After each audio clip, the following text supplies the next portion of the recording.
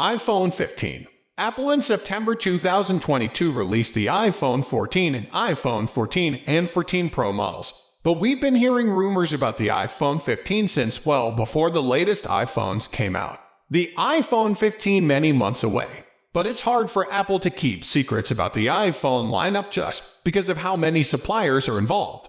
There will be 4 iPhone 15 models in the same sizes as the iPhone 14 models, including two 6.1-inch iPhones and two 6.7-inch iPhones. One of each size will be standard iPhone 15 models, while the other two will be more expensive higher-end Pro models. As with the iPhone 14, some of the best features will be reserved for the iPhone 15 Pro models. Rumors so far suggest we can expect USB-C for all models, and the Dynamic Island is going to expand to the standard iPhone 15. Apple will use Qualcomm modem chips for the new devices as its own modem chips aren't quite ready. The standard iPhone 15 models will get an upgrade to the A16 chip, while the iPhone 15 Pro models could use improved 3nm A17 chips. Pro models could see an upgrade to titanium frames, along with periscope lens camera technology for improvements to zoom. This roundup covers everything that we've heard about the iPhone 15 and iPhone 15 Pro. But keep in mind that it's early in the development cycle, and Apple's plans could change. According to Bloomberg's Mark Gurman, Apple might potentially replace the Pro Max version of the iPhone 15 with a new Ultra model. Apple in 2022 introduced the Apple Watch Ultra, and it has also used Ultra naming for the highest-end version of the phone. It stands to reason that the highest-end iPhone available, often the Pro Max, could be renamed the iPhone 15 Ultra. Rumors suggest the iPhone 15 models will look similar to the iPhone 14 models, but the pill and hole cutout will expand to the entire lineup.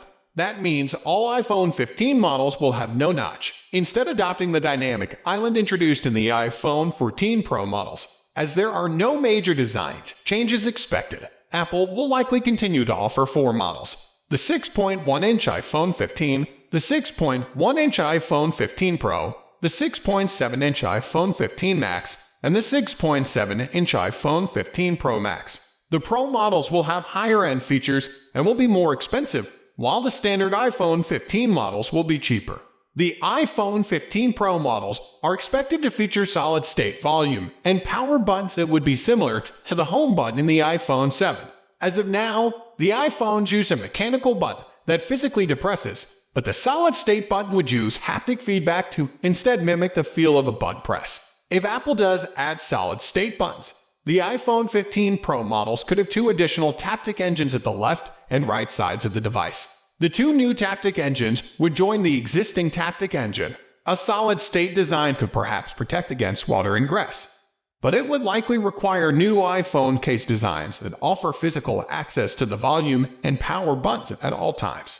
Though there have been ongoing rumors suggesting Apple has considered bringing Touch ID back to its flagship iPhones using an under-display solution, the iPhone 15 models are not expected to include Touch ID and will continue to use Face ID. Apple is working on an under-display Face ID feature, but it won't be ready until 2025. Instead, in 2023, the iPhone 15 will continue to use the Dynamic Island, which Apple could expand to all models instead of just the Pro models. Apple is considering swapping the Lightning port on the iPhone 15 devices for a USB-C port, which would allow it to comply with European regulations that are in the process of being passed. These regulations would require Apple to produce iPhones with USB-C ports in Europe. So Apple either needs to make a worldwide design swap or develop special iPhones for sale in Europe. There have been multiple rumors about Apple's work on periscoped telephoto lens technology, and this type of lens could be introduced in the 2023 iPhones, likely in the iPhone 15 Pro models. According to Apple analyst Ming-Chi Kuo, only the larger iPhone 15 Pro Max is going to get the periscope camera lens, so it's possible it will be limited to the highest-end and most expensive model. Apple is expected to adopt Sony's latest state-of-the-art image sensors for the iPhone 15 models. Compared to standard sensors, Sony's image sensor doubles the saturation signal in each pixel, allowing it to capture more light to cut down on underexposure and overexposure. The sensor will allow for improvements in portraits and other images even when strong backlighting is an issue.